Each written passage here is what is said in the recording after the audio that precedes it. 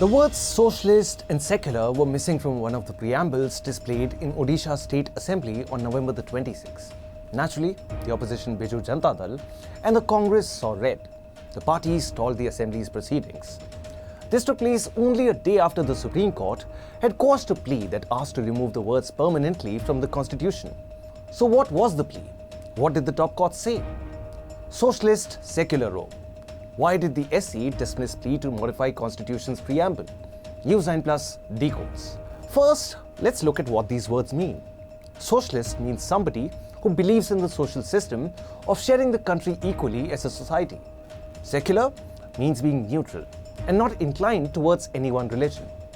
On November the 25th, the Supreme Court dismissed a plea on the removal of socialist and secular from the preamble of the Constitution. The order was based on a batch of petitions that were filed in 2020. These pleas challenged the validity of socialist and secular in the preamble through the 42nd Constitutional Amendment in 1976. The Apex Court said that the pleas were not worthy of a detailed judgment. The reason was that there were clear flaws present in the petitioner's argument. The court also called the motives for filing the petition questionable, mainly because it had been filed nearly 44 years after the introduction of socialist and secular in the preamble. Did you know that socialist and secular were not a part of the original Constitution adopted in 1946? What is the history behind socialist and secular words in the Constitution? The original preamble, adopted on November the 26, 1949, declared India as a sovereign democratic republic. The Constituent Assembly consciously avoided the word socialist. They left the decision to the citizens based on time and age.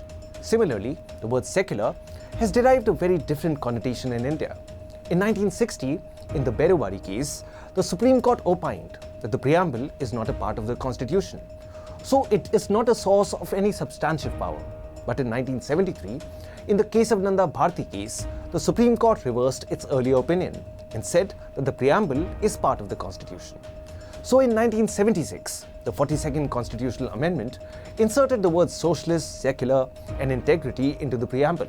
What is the case that the Supreme Court has now dismissed? The current case was filed by former Rajya Sabha MP Subramanian Swamy, Advocate Ashwini Upadhyay, and others. The pleas opposed the insertion of the words socialist and secular in the preamble. They argued that these were included during the emergency and forced the people to follow specific ideologies. They felt that since the date of adoption by the Constituent Assembly was mentioned in the preamble, no additional words can be inserted later by the Parliament.